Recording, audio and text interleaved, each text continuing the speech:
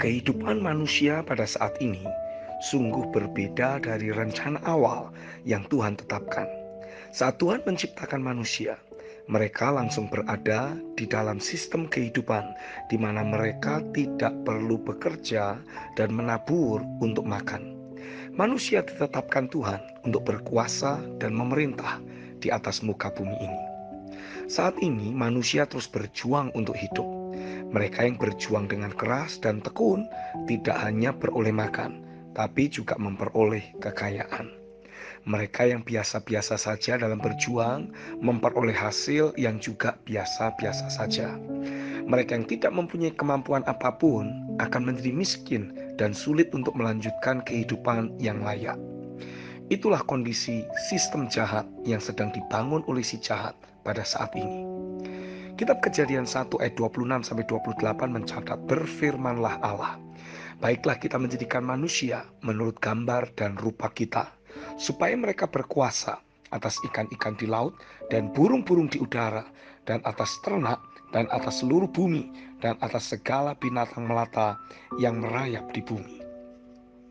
Maka Allah menciptakan manusia itu menurut gambarnya. Menurut gambar Allah diciptakannya dia.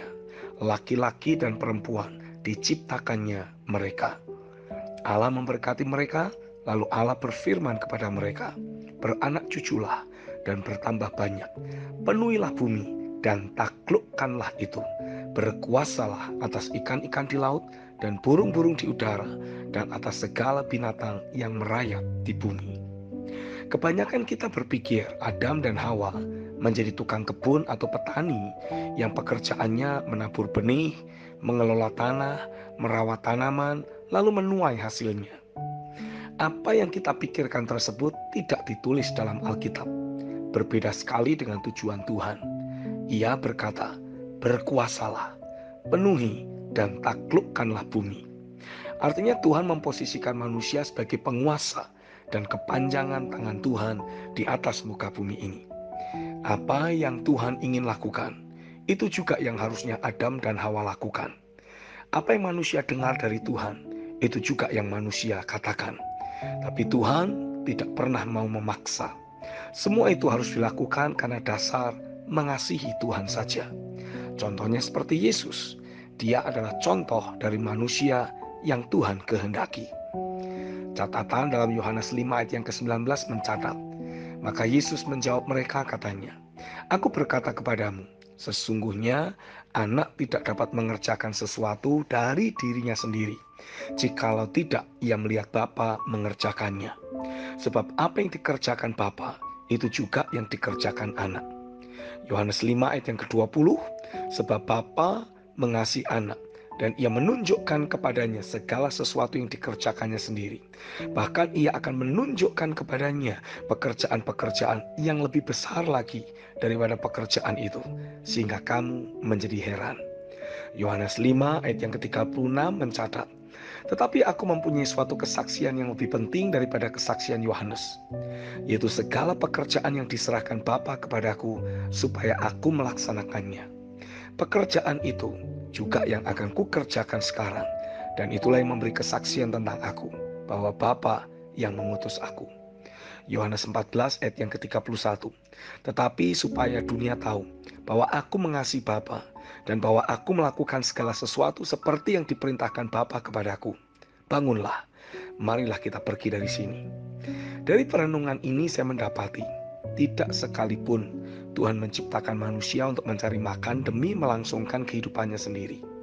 Semuanya sudah Tuhan sediakan. Manusia hanya perlu berfokus mencintai Tuhan, hidup dari firman-Nya, dan melakukan kehendak-Nya.